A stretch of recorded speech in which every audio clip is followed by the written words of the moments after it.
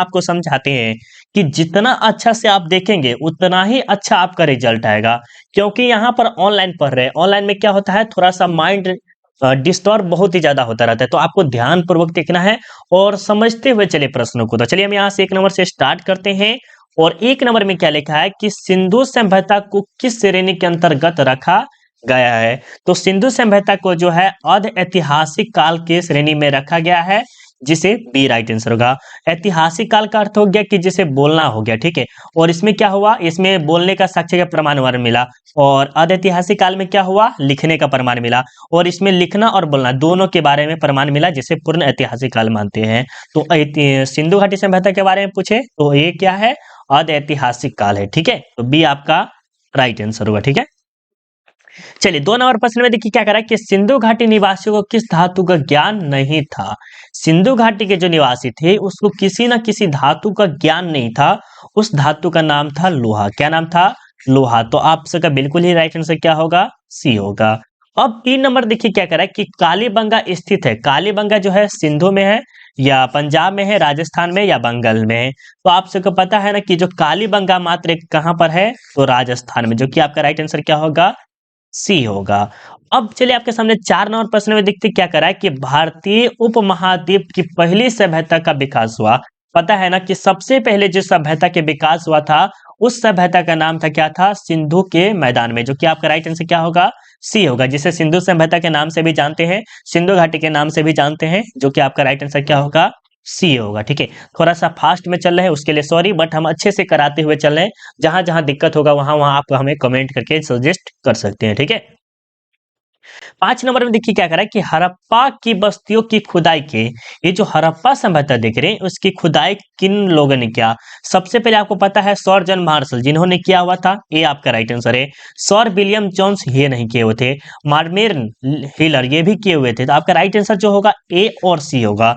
ए और सी जो देख रहे हैं वो आपका बिल्कुल ही राइट आंसर है। यहाँ पर जो हड़प्पा सभ्यता की बात करें तो हड़प्पा के बारे में बात करते हैं, यहाँ पर दयाराम साहनी ने भी किया था। कौन किया था, दयाराम साहनी ने कब किया था, तो 1921 में किया था। ये भी पता है। किस नदी किनारे, तो रावी नदी किनारे, राइट, याद है ना, ये भी याद है। और ये सर जॉन मार्शल कौन है, तो ये दयाराम साहनी का या हिलर के कह सकते हैं क्या है, मालिक है, ठीक है, याद रखिएगा। अब 6 नंबर में देखिए क्या करें कि मुद्रा राक्षस किसकी रचना है। मुद्रा राक्षस जो है वो किसी न किसी के होगा। ये कौटिल्य तो ये होगा नहीं, विशाखापत्तनम, जो कि आपका राइट आंसर क्या होगा, बी ही राइट आंसर है, जो कि हम गलत कर दिए थे। तो बी आपका बिल्कुल ही राइट आंसर है, ठीक है। चलिए अब देखिए 7 नंबर में क्या करा है कि वेदों की संख्या कितनी है। वेदों की संख्या टोटल 4 है।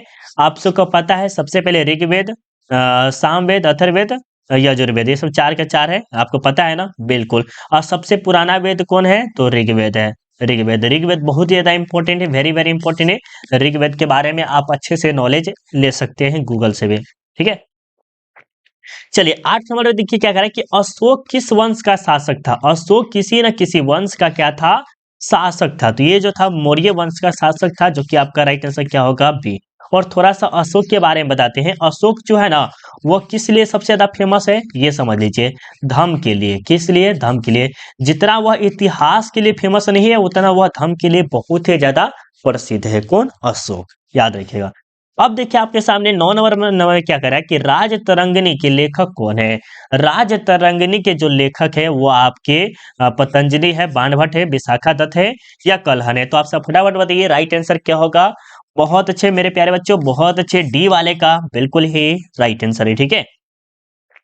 चलिए 10 नंबर में देखिए क्या करें कि पतंजलि के महाभाष्य से हमें जानकारी मिलती है। पतंजलि के महाभाष्य क्या करा है, पतंजलि के महाभाष्य से हमें जानकारी मिलती है। तो किसकी जानकारी मिलती है, गुप्त काल की, मौर्य काल की या पाक मौर्य काल की या तीसरी शताब्दी संपर्क, ये तो होगा नहीं। तो आप सबका जो राइट आंसर क्या होगा, सी होगा, ठीक है, याद रखिएगा। ये प्रश्न बहुत ही ज्यादा इंपॉर्टेंट है कि पंच चिन्ह वाले सिक्के बने होते थे। पंच चिन्ह वाले जो सिक्के होते थे वो सोने के नहीं बने हुए थे, बाकी चांदी, तांबे। तो आपका राइट आंसर क्या होगा, डी होगा, याद रखिएगा। पंच चिन्ह वाले सिक्के जो होते थे चांदी के बने होते थे और तांबे के बने होते थे। तो आपका राइट आंसर यहाँ पर बी और सी दिया हुआ है, तो आपका राइट आंसर क्या होगा, डी होगा। अब देखिए 12 नंबर प्रश्न क्या कर रहा है कि महाभारत की रचना किस भाषा में हुई थी? तो महाभारत की रचना जो है आपके संस्कृत भाषा में हुई थी, तो ये आपका राइट आंसर है। अब बात आती है कि महाभारत के रचयिता कौन है? सॉरी मिस्टेक होता है, क्यों लिखने में बहुत दिक्कत होता है, इसलिए महाभारत के रचयिता कौन है? तो महाभारत और रामायण हम आपको ठीक है, आप बताइएगा दोनों के कौन लेखक है, रामायण और महाभारत के लेखक कौन है, जो कि हम पहले वीडियो में आप सबको समझाए हुए हैं। अब 13 नंबर पे देखिए क्या कर रहा है कि महाभारत में गंगा पुत्र के नाम से किसे जाना जाता है? महाभारत में गंगा पुत्र के नाम से जाना जाता है, वो जो था भीष्म था, जो कि बी आपका राइट आंसर है। ठीक है, चलिए अब आपके सामने 14 नंबर प्रश्न में क्या कह रहा है कि महर्षि व्यास द्वारा उत्पन्न संतान थी, महर्षि व्यास द्वारा उत्पन्न संतान कौन थी? तो ये जो पांडु देख रहे हैं ये भी थे, धूर्तराष्ट्र ये भी थे, विदुर भी थे, लेकिन आपका जो राइट आंसर क्या होगा? डी होगा। महर्षि व्यास द्वारा उत्पन्न जो संतान थी ये तीनों के तीनों थे, तो आपका राइट आंसर क्या होगा? डी होगा। अब चलिए आपके सामने 15 नंबर में क्या कर रहा है कि ऋग्वेद के पुरुष सूक्त में सर्वप्रथम किस वर्ण का उल्लेख मिलता है? तो ये ब्राह्मण का, क्षत्रिय का, वैश्य का या शूद्र का? तो ये जो ऋग्वेद के पुरुष सूक्त में जो है आपके शूद्र का मिलता है, किसका मिलता है? शूद्र का, याद रखिएगा, जो कि आपका राइट आंसर क्या होगा? डी होगा। ठीक है, चलिए अब आपके सामने 16 नंबर प्रश्न जो देख रहे हैं वेरी वेरी इंपॉर्टेंट है, किसके लिए? 2 नंबर के लिए। किसके लिए? 2 नंबर के। त्रिपिटक साहित्य है, त्रिपिटक साहित्य जो है वह किससे संबंधित है? जैन धर्म से या बौद्ध धर्म से? ये सब होगा नहीं, तो आपको राइट आंसर बताना है। बहुत अच्छे, त्रिपिटक साहित्य जो है वह बौद्ध धर्म से है। और ये त्रिपिटक का अर्थ क्या होता है? टोकरी, टोकरी, सॉरी, टोकरी, टोकरी, टोकरी जानते हैं ना, जैसे छेटी वगैरह हो गया वो होता है, जैसे छठ पूजा करते हैं वो जो एक होता है टोकरी होगा। ठीक है, टोकरी का अर्थ क्या हो गया? हम उसमें कुछ सामान रखते हैं, क्या रखते हैं? सामान रखते हैं, थोड़ा हमारा ऐसे ऐसे सामान रखते हैं ना, उसी प्रकार ये जो बौद्ध धर्म देख रहे हैं उसी का त्रिपिटक के नाम से भी वही जाना जाता है। अब आपको बताना है त्रिपिटक किसे कहते हैं, त्रिपिटक के बारे में आप क्या जानते हैं? तो सब्जेक्टिव अगर आपको पता है तो 2 नंबर मिलेगा, सब्जेक्टिव अगर आपको पता है तो 2 नंबर मिलेगा। अगर आपको सब्जेक्टिव पता नहीं है तो आप क्या कर सकते हैं, वीडियो के डिस्क्रिप्शन में लिंक डाल दिए हैं, सब्जेक्टिव प्लेलिस्ट बना हुआ है, वहां से आप पूरा का पूरा सब्जेक्टिव देख लीजिए और अच्छा से अच्छा नंबर ला सकते हैं। दो चीज हमेशा काम कर लीजिएगा, जो मॉडल पेपर हम दे रहे हैं जो, और सब्जेक्टिव का, ये दोनों के दोनों प्लेलिस्ट डाला हुआ है, और 1 से लेकर 10 तक सेट देख लीजिए, दोनों के दोनों। बोर्ड एग्जाम में गर्दा उड़ा के आ जाइएगा आप। ठीक है, चलो 17 नंबर में देखिए क्या कह रहा है कि हीनयान और महायान संप्रदाय किस धर्म से संबंधित है? हीनयान और महायान संप्रदाय किस धर्म से संबंधित है? तो जैन धर्म, बौद्ध धर्म, हिंदू धर्म या सिख धर्म से? तो हीनयान और महायान जो है आपके वो बौद्ध धर्म से संबंधित है, जो कि आपका राइट आंसर क्या होगा? बी होगा। और कभी कभी पूछा जाता है कि श्वेतांबर और दिगंबर, श्वेतांबर और दिगंबर जो है आपके जैन धर्म से संबंधित है, ये भी आपको प्रश्न हम कंफ्यूजन दूर कर दिए। ठीक है, चलिए अब आपके सामने 18 नंबर में क्या कह रहा है कि निम्नलिखित विद्वानों में से कौन सा सर्वप्रथम भारतीय था? इन चारों विद्वान है, क्या है? विद्वान है, जिनमें से सर्वप्रथम कौन भारतीय था वो आपको बताना है। हेनसांग थे, एबन बतौता थे, या मार्को पोलो या फायान थे? तो 18 नंबर का फटाफट बता दीजिएगा। बहुत अच्छे मेरे प्यारे बच्चों, बहुत अच्छे। जितने बच्चे अगर डी लगाए उन सबका गजब है आपका। ठीक है, चलिए बहुत बच्चे बोलते हैं कि सर पीडीएफ हमें कैसे मिलेगा? तो पीडीएफ के लिए आपको क्या करना है, 7542 03 18 31 इस नंबर पे कॉल या मैसेज कर सकते हैं, जिसमें अभी से पढ़कर आप 450 नंबर तक ला सकते हैं। इसमें इस ग्रुप में ऐड होने के लिए मात्र थोड़ा सा फीस लगता है, वो आप कॉल पे करके बातचीत कर सकते हैं। ठीक है, चलिए अब देखते हैं 19 नंबर में क्या कह रहा है कि महात्मा बुद्ध को महापरिनिर्वाण प्राप्त हुआ। महात्मा बुद्ध को महापरिनिर्वाण प्राप्त हुआ था। महापरिनिर्वाण का अर्थ हो गया कि मुक्ति कह सकते हैं, वो प्राप्त हो गया था। ठीक है, तो वो कहां पर हुआ था? कपिलवस्तु में, पाटलिपुत्र में, कुशीनगर में, ये गया में? तो फटाफट बता दीजिएगा। बहुत अच्छे मेरे प्यारे बच्चों, 19 का जितने बच्चे सी बताए हैं उन सबका गजब है। ठीक है, अब देखिए 20 नंबर में क्या कह रहा है कि महावीर का जन्म हुआ था। महावीर का जो जन्म हुआ था लुम्बिनी में, पावा में, या कुंडलग्राम वैशाली में, या सारनाथ में? तो आप सबका जो राइट आंसर क्या होगा? सी होगा। कुंडलग्राम वैशाली में हुआ था जन्म किसका? महावीर स्वामी जी का, याद रखिएगा। बुद्ध के बचपन का नाम क्या था? बुद्ध के बचपन का नाम जो था वह सिद्धार्थ था, और इसके पुत्र का नाम क्या था? राहुल था। और ये बहुत ही अच्छा स्टोरी है, एक तरह से कह सकते हैं बहुत ही अच्छा स्टोरी है, और इसे आप सबको पढ़ना चाहिए। हम आपको कहेंगे अगर आप पढ़ लीजिए किसके? महावीर, महावीर स्वामी और बौद्ध धर्म। बौद्ध धर्म, तो आप विश्वास नहीं कीजिएगा कि आपको 8 नंबर मिल जाएगा। कितना? 8 नंबर, सिर्फ दो के बारे में पढ़ लेंगे तो। महावीर स्वामी और बौद्ध के बारे में, ठीक है। कैसे मिलेगा? क्योंकि सब्जेक्टिव में आपको फिक्स है 5 नंबर का आएगा, और ऑब्जेक्टिव में 2 या 2 नंबर 7 नंबर हो गया, और एक 2 नंबरी भी रहता है। समथिंग 10 नंबर तक ले सकते हैं, 6 से लेके 10 नंबर तक आपको मिल जा रहा है, तो क्यों आप छोड़िएगा? चैप्टर 3 या 4 में बहुत अच्छे से समझाया, जाके जरूर देख सकते हैं, ठीक है। बाकी बार बार बोलेंगे तो कहेंगे सर आप यही बार बार बोलते हैं। चलिए 22 नंबर देखिए क्या कह रहा है कि जैन धर्म के 24वें तीर्थकर कौन थे? जैन धर्म के 24वें तीर्थकर, प्रथम तीर्थकर थे, दूसरे भी थी, तीसरे भी थी, उस प्रकार लेके 24वें थे। आपका जो इम्पोर्टेंट है 23वां और प्रथम, बहुत ही ज्यादा इंपॉर्टेंट है। 23वां, सॉरी प्रथम, 23 और 24, ये सबसे ज्यादा इंपॉर्टेंट है। जिसमें आपके जो 24वें है वो महावीर स्वामी है, और प्रथम जो है ऋषभदेव है, और 23वें जो है आपके पार्श्वनाथ है, याद रखिएगा, ठीक है। वेरी वेरी इंपॉर्टेंट प्रश्न था, अच्छे से हम बताते चलते हैं। अगर वीडियो थोड़ा सा भी अच्छा लग रहा है तो प्लीज आप लाइक कर दीजिएगा, और अपने दोस्तों को जितना हो सके जम के शेयर कीजिए, प्लीज आप सबसे रिक्वेस्ट है, जितना अगर आप शेयर करेंगे उतना ही अच्छा होगा, ठीक है। 23 नंबर देखिए क्या करें कि इब्न बतूता किस देश का निवासी था? तो ये जो था मोरक्को का था, जो कि आपका राइट आंसर क्या होगा? सी होगा। बहुत ही ज्यादा बड़ा प्रश्न है, जो कि ज्यादा खास कर प्रश्न नहीं है। 24 नंबर देखिए, भारत की जिन 3 भाषाओं के ग्रंथों में अरबी भाषा में हुए अनुवादों से अलबरूनी परिचित थे, वह भाषा थी। देखिए क्या कह रहा है कि भारत में 3 भाषाएं थी। किसने? 3 भाषाएं थे, जिसमें से अरबी भाषा में हुए अनुवाद, अरबी भाषा में अनुवाद करती कौन? अलबरूनी। तो वो कौन कौन से भाषा थे, इसके बारे में आपको बताना है 24 नंबर का। बहुत अच्छे मेरे प्यारे बच्चों, बहुत अच्छे। ए वाले का राइट आंसर है संस्कृत, पाली और प्राकृत भाषा का किया गया वर्णन, ठीक है। अब यहाँ पर देखिए 25 नंबर में क्या कर रहा है कि एबन बतूता भारत की यात्रा को जिस शताब्दी से संबंधित माना जाता है वह थी शताब्दी 14वीं। कौन थी? 14वीं शताब्दी कह सकते हैं, वो शताब्दी थी, ठीक है। तो आपका राइट आंसर क्या होगा? सी होगा, याद रखिएगा। अब चलिए आप सब 25 नंबर का फटाफट कमेंट करिएगा, थोड़ा सा जितना जल्दी आप सब कमेंट करेंगे उतना ही अच्छा रहेगा। ठीक है, हम आप सबका कमेंट तो अभी देख पा रहे हैं थोड़ा मोड़ा। चलिए बहुत अच्छे। यहाँ पर 26 नंबर में क्या कर रहा है, थोड़ा सा क्या लिखा गया, चलिए 26 नंबर देखिए, किताब उल रहला किसका यात्रा वृत्तांत मिलता है? किताब उल रहला में किसका यात्रा वृत्तांत मिलता है? तो आप सबको पता है ना कि इब्न बतूता की मिलता है। किताब किसका मिलता है? इब्न बतूता का, याद रखिएगा। अब देखिए क्या करें 27 नंबर में कि यात्रियों का राजकुमार किसे कहा जाता है? यात्रियों का राजकुमार, कितना अच्छा शब्द बोला गया। यात्रियों का अर्थ क्या होगा कि जो ट्रेवल करते हैं उसे राजकुमार कहा है। तो वो जो शब्द बोले हैं वो फाहियान को बोला गया है, या हेनसांग को, अलबरूनी का, या इब्न बतूता को। बहुत अच्छे मेरे प्यारे बच्चों, बी वाले का गजब है कमेंट, ठीक है। चलिए 28 नंबर देखिए क्या करें कि उत्तर भारत में भक्ति आंदोलन का आरंभ किस संत ने किया था? तो उत्तर भारत में जो है आपके रामानंद ने किया था, तो सी आपका राइट आंसर होगा, ठीक है, याद रखिएगा।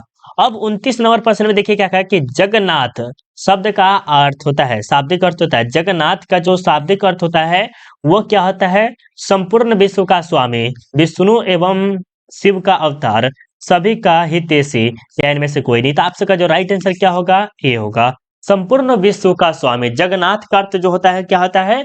संपूर्ण विश्व का स्वामी होता है, ठीक है, याद रखिएगा। 30 नंबर में देखिए क्या कह रहा है कि निजामुद्दीन औलिया किस सूफी सिलसिले से संबंधित है? निजामुद्दीन औलिया किस सूफी सिलसिले से संबंधित है? तो वो जो है आपका चिश्ती से संबंधित है, तो ए आपका राइट आंसर होगा, ठीक है।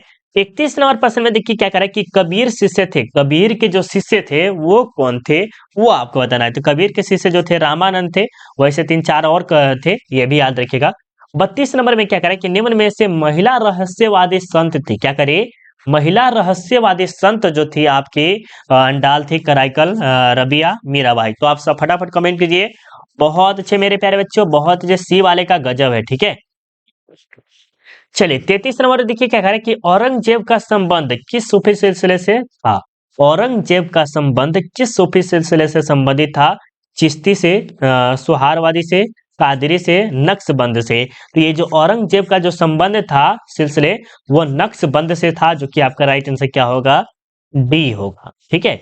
चलिए अब देखिए आपके सामने 34 नंबर में क्या करा कि 2.5 दिन की झोपड़ी का निर्माण किसने करवाया? 2.5 दिन का झोपड़ी का निर्माण जो है आपको किसने करवाया था? तो ये जो करवाए थे कुतुबुद्दीन, कुतुबुद्दीन ऐबक ने करवाए थे। किसने?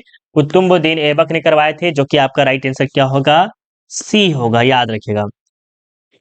अब 35 नंबर देखिए क्या करें कि विजयनगर के संस्थापक के स्थापना के समय दिल्ली का सुल्तान कौन था। फिर से प्रश्न को पढ़ते हैं, विजयनगर के स्थापना के समय दिल्ली का सुल्तान कौन था। तो आप सबको पता है ना, दिल्ली का सुल्तान जो था वह मात्र एक, जो कौन था, बहुत अच्छे, बहुत अच्छे, मोहम्मद बिन तुगलक थे, जो कि ए आपका राइट आंसर होगा। ठीक है, अब 36 नंबर प्रश्न में देखिए क्या करें कि विजयनगर पर शासन करने वाला प्रथम राजवंश कौन था। तो विजयनगर पर प्रथम राजवंश जो था वो संगम वंश था, राइट। इसकी स्थापना भी संगम वंश ने ही किया हुआ था, जो कि आपका राइट आंसर क्या होगा, सी होगा। ठीक है, अब आपके सामने 37 नंबर प्रश्न में क्या करा है, 37 नंबर प्रश्न को अच्छे से समझिएगा। ओ माय गॉड, क्या हो गया था, पता नहीं क्या हो गया था। ठीक है, कोई दिक्कत नहीं। अभी यहाँ पर देखिए, मान्यता अनुसार अमर शब्द अविभावित संस्कृत के जिस शब्द से है वह शब्द है, तो वो कौन सा शब्द है। तो वो जो शब्द है आप सबको बिल्कुल ही पता चल गया होगा, समर। बिल्कुल बिल्कुल बी वाले का राइट आंसर होगा। बहुत अच्छे, क्या हो गया है, थोड़ा सा दिक्कत होने लगा लग रहा है। चलिए कोई बात नहीं, क्लास तो कंटिन्यू चलेगा। चलिए अब ठीक हो गया। अब यहाँ पर देखिए 38 नंबर में क्या कर रहा है कि फारस शब्द द्वारा अब्दुल रज्जाक को कालीकट जिस शताब्दी में भेजा गया वह थे। देखिए क्या कर रहा है, फारस शासक द्वारा अब्दुल रज्जाक को कहाँ भेजा गया, कालीकट। कालीकट को हो गया कि जहाँ खराब जगह हो सकता है, वह किस शताब्दी में भेजा गया था, वो आपको बताना है 38 नंबर का।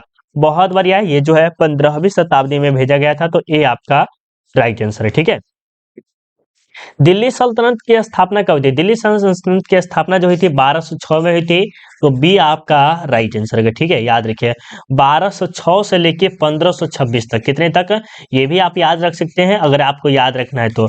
1206 से लेके 1526 तक थी किसका, दिल्ली सल्तनत का स्थापना हुई थी। ठीक है, याद रखिएगा।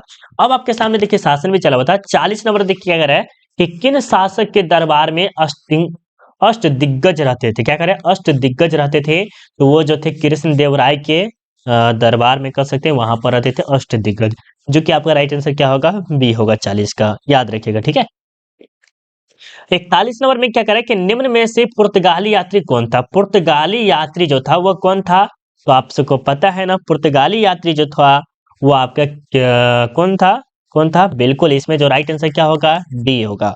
ठीक है, याद रखिएगा। अब आपके सामने देखिए 42 नंबर में क्या कर रहा है कि अकबरनामा की रचना किसने की है। अकबरनामा की रचना जो है आपको अब्दुल फजल ने किया है। बहुत अच्छे, डी वाले का बिल्कुल ही राइट आंसर है। अब आपके सामने देखिए 43 नंबर में क्या कर रहा है, 43 नंबर प्रश्न वेरी वेरी इंपॉर्टेंट है।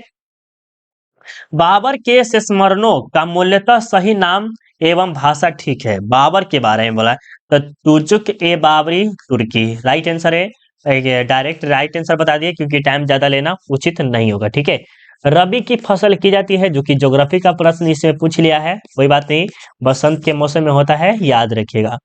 चलिए अब 45 नंबर देखिए क्या कह रहा है कि अकबर ने टोडरमल को दीवाने अशरफ कब नियुक्त किया था। 1582, 1583, 84, 85। तो आप सबका जो राइट आंसर क्या होगा, ए होगा। क्या होगा, 1582 में क्या किया, अकबर ने टोडरमल को दीवाने अशरफ नियुक्त किया था। चलिए अब देखिए आपके सामने 46 नंबर प्रश्न में जो कि कह रहा है किस ग्रंथ में बाबर से लेके अकबर के काल तक का इतिहास मिलता है।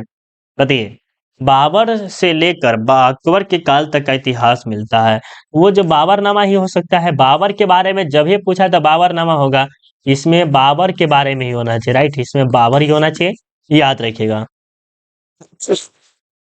47 नंबर देखिए क्या कह रहा है कि आइन अकबरी के अनुसार भूमि को कितने भागों में बांटा गया। आइन अकबरी के अनुसार भूमि के जो है वह टोटल 4 भागों में बांटा गया। कितने, 4 भागों में। और एक बार फिर बताए थे कि भूमि अगर नहीं रहेगा, आइन अकबरी के अनुसार कितने भागों में बांटा गया है, तो 5 भागों में। और इसका हम अच्छा खासा ट्रिक भी दिए हुए थे पहले वीडियो में। ठीक है, चलिए जहांगीर का शासन काल क्या है। जहांगीर का जो शासन काल है वो आपको याद रखना बहुत ही ज्यादा इंपॉर्टेंट है। और उसका जो शासन काल है मेरे दोस्त, वो था 1605 से लेके 1627 ईसा पूर्व, जो कि आपका राइट आंसर क्या होगा, डी होगा। अब चलिए 49, जो कि एक प्रश्न और बचा है, उसके बाद खत्म हो जाएगा।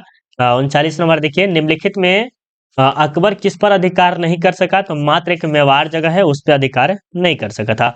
और ये आपका लास्ट प्रश्न 50वां, अकबर संरक्षक कौन था? अकबर का संरक्षक कौन था? तो बैरम खां था, जो कि आपका राइट आंसर क्या होगा? डी होगा। और अभी